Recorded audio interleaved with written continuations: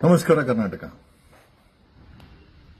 14ನೇ ತಾರೀಕು ಇವತ್ತು ವಿಧಾನಸಭೆಯಲ್ಲಿ ಧರ್ಮಸ್ಥಳದ ವಿಚಾರದಲ್ಲಿ ಏನೇನೆಲ್ಲ ನಡೀತು ನಿಮಗೆಲ್ಲ ಗೊತ್ತಿರುವಂತ ವಿಚಾರ. ನಾನು ಅದ್ರ ಬಗ್ಗೆ ಕಮೆಂಟ್ ಮಾಡೋಕ್ಕಾಗಲ್ಲ. ಯಾಕೆಂತಂದ್ರೆ ನನ್ನ ವಿರುದ್ಧ ಸಹ ಒಬ್ಬ MLA ಪ್ರಿವಿಲೇಜ್ ಮೋಷನ್ ಅನ್ನ ಮೂವ್ ಮಾಡಿದ್ರು. ಏನೋ ಸರ್ಕಾರ ತನ್ನ ಜವಾಬ್ದಾರಿಯನ್ನ ಬರಲಿ. ನಾವು ಸಹ ಯಾವ MLA ನನ್ನ ಬಗ್ಗೆ ನಕಲಿ ಅಡ್ವೊಕೇಟು ಸುಳ್ಳು ಆರೋಪಗಳನ್ನು ಮಾಡಿದ್ರು. ಅದರ ಬಗ್ಗೆ ನಾನು ಸಹ ಮಾನ್ಯ ಸ್ಪೀಕರ್ ಅವರಿಗೆ, CM ಅವರಿಗೆ, DGP ಮತ್ತೆ ಪೊಲೀಸ್ ಕಮಿಷನರ್ ನಾನು ಕೂಡ ಕಂಪ್ಲೇಂಟ್ ಕೊಟ್ಟಿದ್ದೀನಿ. ಯಾವುದೇ ಕಾರಣಕ್ಕೂ ಈ SIT ವಿಚಾರ ಏನಿದೆ ತನಿಖೆ ಇದನ್ನ ಡೈಲ್ಯೂಟ್ ಮಾಡಲಿಕ್ಕೆ ನಾವು ಯಾರೂ ಬಿಡ್ಲಿಕ್ಕಿಲ್ಲ. ಯಾಕೆಂತಂದ್ರೆ ನಾವುಗಳೇ ಪ್ರಯತ್ನ ಬಿಟ್ಟು ಸರ್ಕಾರದ ಕೈಲಿ SIT ರಚನೆ ಮಾಡಿದ್ದೇವೆ. ಅಲ್ಲಿ ತಪ್ಪಾಗಿದ್ದರೆ, ಕೊಲೆಗಳಾಗಿದ್ದರೆ, ಪುರಾವೆಗಳು ಸಿಕ್ಕಿದ್ರೆ ಖಂಡಿತವಾಗಿ ಇದರ ಮೇಲೆ ಕ್ರಮ ಆಗಲೇಬೇಕು. ಕಾನೂನಿಗೆ ಯಾವ ರೀತಿ ಪ್ರಜ್ವಲ್ ದೊಡ್ಡವರಲ್ವೋ, ದರ್ಶನ್ ದೊಡ್ಡವರಲ್ವೋ, ಅದೇ ರೀತಿ ಧರ್ಮಸ್ಥಳದಲ್ಲಿ ನಡೆದಿರುವಂತಹ ಹತ್ಯಾಕಾಂಡಗಳು ಯಾರೇ ಮಾಡಿರಲಿ ಅವರಿಗೆ ತನಿಖೆ ಆಗಬೇಕು. ಇದನ್ನ ನಮ್ಮ ದೇಶದ ಸಂವಿಧಾನ ಆರ್ಟಿಕಲ್ 19(1)(a) ವಾಕ್ ಸ್ವಾತಂತ್ರ್ಯವನ್ನು ಕೊಟ್ಟಿದೆ. ಅಂದ್ರೆ ಪ್ರಜೆಗಳಿಗೆ ಪ್ರಶ್ನೆ ಮಾಡುವಂತಹ ಅಧಿಕಾರವನ್ನ ಕೊಟ್ಟಿದ್ದಾರೆ. ಆ ಒಂದು ಆರ್ಟಿಕಲ್ 19 ವಾಕ್ ಸ್ವಾತಂತ್ರ್ಯವನ್ನು ಹಿಡ್ಕೊಂಡೇನೆ ನಾವು ಧರ್ಮಸ್ಥಳದ ವಿಚಾರದಲ್ಲಿ ಪ್ರಶ್ನೆಗಳ ಸುರಿಮಳೆಯನ್ನೇ ಮಾಡಿದ್ದೀವಿ. ಇಲ್ಲ ಅಂತ ಹೇಳ್ತಾ ಇಲ್ಲ. ಒಬ್ಬ ಅಡ್ವೊಕೇಟ್ ಆಗಿ ನಾನು ಏನ್ ಕೇಳ್ತಾ ಇದ್ದೀನಿ, ಯಾರನ್ನ ಪ್ರಶ್ನೆ ಮಾಡ್ತಾ ಇದ್ದೀನಿ ನನಗೆಲ್ಲ ಗೊತ್ತಿದೆ. ಬಟ್ ದ ಬಿಗ್ಗೆಸ್ಟ್ ಕ್ವಶನ್ ಏನು ಅಂತಂತಂದ್ರೆ ಅದನ್ನ ಇಟ್ಕೊಂಡು ಇವತ್ತು ಧರ್ಮಸ್ಥಳದ ವಿಚಾರವನ್ನು ಗಾಂಭೀರ್ಯದಿಂದ ಯಾರು ಚರ್ಚೆ ಮಾಡಬೇಕಾಗಿತ್ತು ಅದನ್ನ ಬಿಟ್ಟು ಪ್ರಶ್ನೆ ಮಾಡುವಂತ ನಾಗರಿಕರು, ನಾನೊಬ್ಬ ಸಾಮಾನ್ಯ ನಾಗರಿಕ, ಒಬ್ಬ ಅಡ್ವೊಕೇಟು, ಒಂದು ಧ್ವನಿ. ಸೊ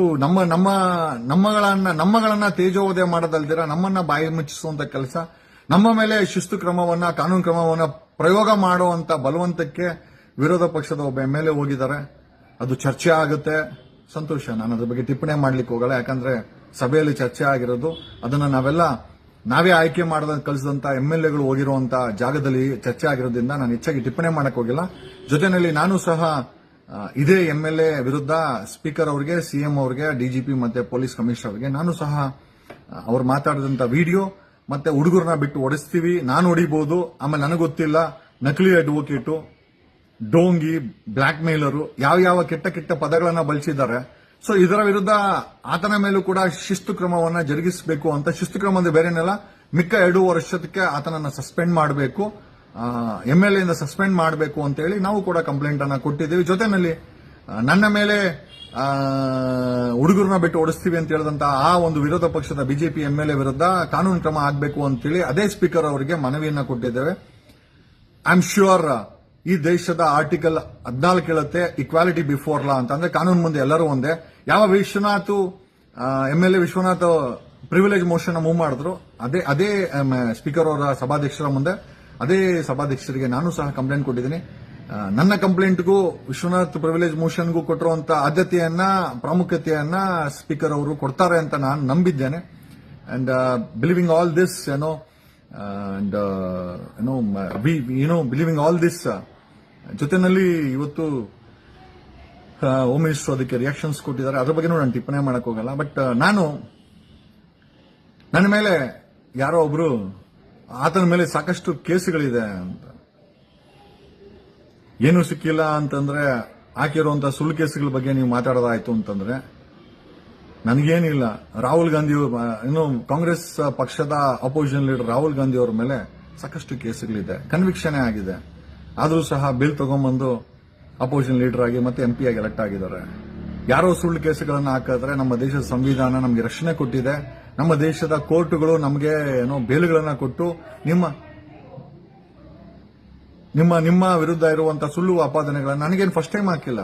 2011ರಲ್ಲಿ ನನಗೆ R. ಅಶೋಕ್ ಅವರ ವಿರುದ್ಧ ನಾನು ಲೋಕಾಯುಕ್ತ ಕಂಪ್ಲೇಂಟ್ ಕೊಟ್ಟಾಗ 14 ಕೇಸುಗಳನ್ನು ಹಾಕಿದ್ರು. 2012ರಲ್ಲಿ ಇದೇ ಕೊಡಗೇರಿ ಪೊಲೀಸ್ ಸ್ಟೇಷನ್ ನಲ್ಲಿ 2015 ಒಟ್ಟಿಗೆ ನಾನೇ ವಾದ ಮಾಡಿ ಎಲ್ಲಾ ಕೇಸುಗಳಿಂದ ಡಿಸ್ಚಾರ್ಜ್ ಆದೆ.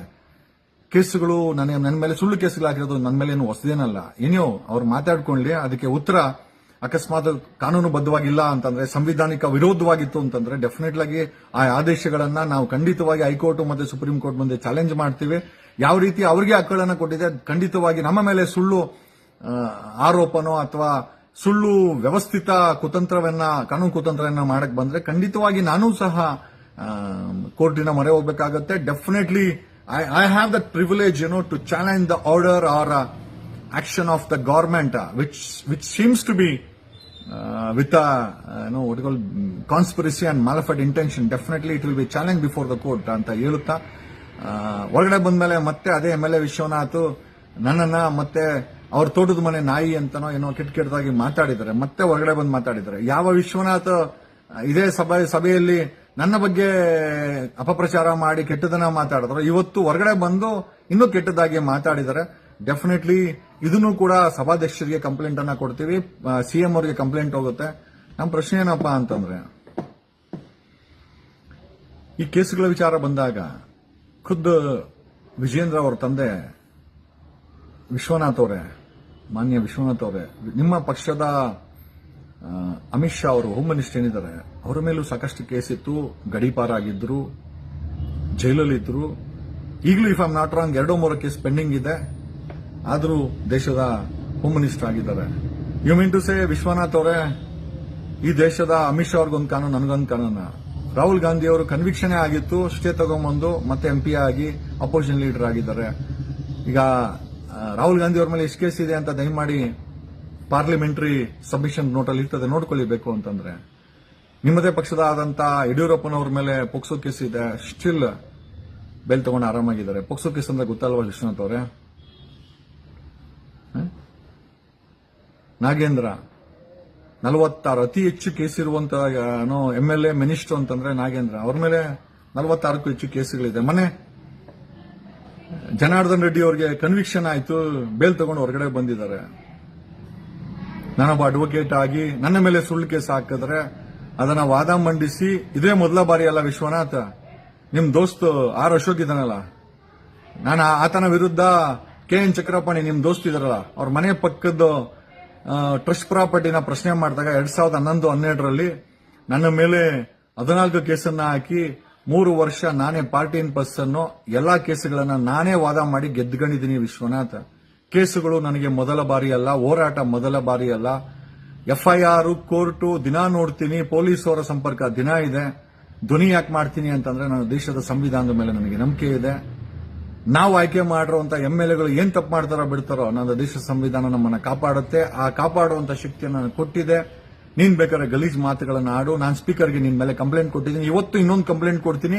ಈಚೆ ಬಂದು ನನ್ನ ಇಮೇಜ್ ಅನ್ನ ಮತ್ತೆ ಡ್ಯಾಮೇಜ್ ಮಾಡಿದ್ಯಾ, ಮತ್ತೆ ಇನ್ನೊಂದು ಕಂಪ್ಲೇಂಟ್ ಅನ್ನ ಕೊಡ್ತೀನಿ. ಡೆಫಿನೆಟ್ಲಿ ಇವತ್ತು ಬೀದಿನಲ್ಲಿ ತಾವೇಳೋ ಸ್ಟೇಟ್ಮೆಂಟ್ ಅನ್ನ ಕೊಡ್ತೀನಿ. ಆಮೇಲೆ ಅಮಿತ್ ಶಾ ಅವ್ರ ಮೇಲೆ ಕೇಸುಗಳಿದೆ. ನಾನು ರಾಜ್ಯದ ಹೋಮ್ ಮಿನಿಸ್ಟರ್ ಸದನದಲ್ಲಿ ಮಾತಾಡಬೇಕಾದ್ರೆ ಅವನು ಇವನು ಅಂತ ಪ್ರಸ್ತಾವ ಮಾಡಿದ್ದಾರೆ. ಕ್ಷಮೆ ಇರಲಿ ಹೋಮ್ ಮಿನಿಸ್ಟರೇ, ಈ ದೇಶದ ನಾಗರಿಕ ನಾನು, ಈ ಕರ್ನಾಟಕದ ಸಿಟಿಸನ್ ನಾನು. 6 ಕೋಟಿ ಕನ್ನಡಿಗರು ನಿಮಗೆ ವೋಟ್ ಹಾಕಿದ್ರೆ ಕಾಂಗ್ರೆಸ್ ಸರ್ಕಾರ ಆಗುತ್ತೆ, ಬಿಜೆಪಿ ಸರ್ಕಾರ ಆಗುತ್ತೆ. ಕನಿಷ್ಠ ಮಾನದಂಡಗಳನ್ನಾದ್ರೂ ಆ ದೇವಸ್ಥಾನದಲ್ಲಿ ನೀವು ಸಾಮಾನ್ಯ ಜನರ ಬಗ್ಗೆ ಶ್ರೀ KN ಜಗದೀಶ್ ಕುಮಾರ್ ಅಂತ ಹೇಳಿದ್ರೆ ತುಂಬಾ ಒಳ್ಳೇದು. ನೀವು ಆ ನಡವಳಿಕೆಯನ್ನ ಎಷ್ಟು ಚೀಪ್ ಆಗಿ ತೋರಿಸಿದ್ರಾ ನಮ್ಗೆ ಗೊತ್ತಾಗುತ್ತೆ. ಅವನು ಇವನು ಅಂತ ಪ್ರಸ್ತಾವ ಮಾಡಿದಾರೆ home minister. Doesn't matter, I don't file A complaint. ನಿಮ್ಮ ಏಜ್ಗೆ ಆ ಸ್ಥಾನಕ್ಕೆ ಗೌರವ ಕೊಟ್ಟು ನಾನು ನಿಮ್ಮನ್ನ ಹೇಳಕ್ ಹೋಗಿಲ್ಲ, ಬಟ್ ಸ್ಟಿಲ್ ಇಟ್ ಇಸ್, ನಾನು ನಿಮ್ಗೆ ಹೇಳಲೇಬೇಕಾಯ್ತು, ಅದಕ್ಕೆ ಹೇಳ್ತಾ ಇದ್ದೀನಿ. ಸದನದ ನಡವಳಿಕೆಯಲ್ಲಿ ತಾವು ಅವನ ಬಗ್ಗೆ ಮಾತಾಡಕ್ ಹೋಗ್ಬಿಡಿ. ಅಲ್ಲ, ನೀವು ಕ್ರಮ ಜರುಗಿಸ್ಬೇಕಾದ್ರೆ ಅದು ಬೇರೆ ವಿಚಾರ, ಬೇರೆ ವಿಚಾರ. ಈಗ ನಿಮ್ಮ ಮೇಲೆ ಇಡಿ ಅವ್ರು ನೋಟಿಸ್ ಕೊಟ್ರು,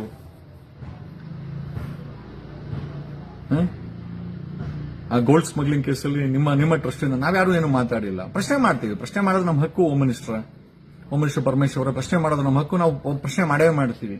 that's a fundamental right, guaranteed and given by the constitution of India, which we will do it and which we will take it. ಜೊತೆನಲ್ಲಿ ಕೇಸುಗಳ ವಿಚಾರ ಬಂದಾಗ ನಮ್ಮ ಪ್ರೆಸೆಂಟ್ ಸರ್ಕಾರದಲ್ಲೆಲ್ಲ ಎಷ್ಟೋ MLAಗಳ ಮೇಲೆ 16 ಕೇಸುಗಳಿದೆ. Highest number if I am not wrong Nagendra ಅವ್ರ ಮೇಲೆ. ಮಿಕ್ಕಿದೆಲ್ಲ ಲಿಸ್ಟ್ ನಿಮ್ಗೆಲ್ಲ ಗೊತ್ತಿದೆ. ದಯಮಾಡಿ don't force to break. And ನೀವು ನಮ್ಮ ಮಾನದಂಡಗಳನ್ನ ಪ್ರಶ್ನೆ ಮಾಡಿದ್ರೆ ನೀವು ಕೂಡ ಯಾವುದೇ ರೀತಿ ಕಡಿಮೆ ಇಲ್ಲ ಅಂತ ತೋರಿಸಬೇಕಾದಂತ ಪರಿಸ್ಥಿತಿ ಉದ್ಭವ ಆಗುತ್ತೆ. ನಾನು ಹೇಳಿದ್ನಲ್ಲ, ಹೋರಾಟದಲ್ಲಿ ನಾವು ಇದನ್ನೆಲ್ಲ ನೋಡಿ ಬಂದಿದ್ದೀವಿ. ನನ್ನನ್ನ ನಕಲಿ ಅಡ್ವೊಕೇಟ್ ಅಂತದವ್ರಿಗೆ ಒರಿಜಿನಲ್ ಸರ್ಟಿಫಿಕೇಟ್ಸ್ ಗಳನ್ನ ಸ್ಪೀಕರ್ ಅವರಿಗೆ ಸಿಎಂ ಅವ್ರಿಗೆ ಕಳಿಸಿದ್ದೀನಿ, ವೆರಿಫೈ ಮಾಡಲಿ. ಡೆಲ್ಲಿ ಬಾರ್ ಕೌನ್ಸಿಲ್ ನಮ್ಮನ್ನ ಅಡ್ವೊಕೇಟ್ ಅಂತ ಹೇಳಿದ್ಮೇಲೆ ನೀವ್ ಯಾರ್ರಿ ಅದನ್ನ ಹೇಳಲಿಕ್ಕೆ?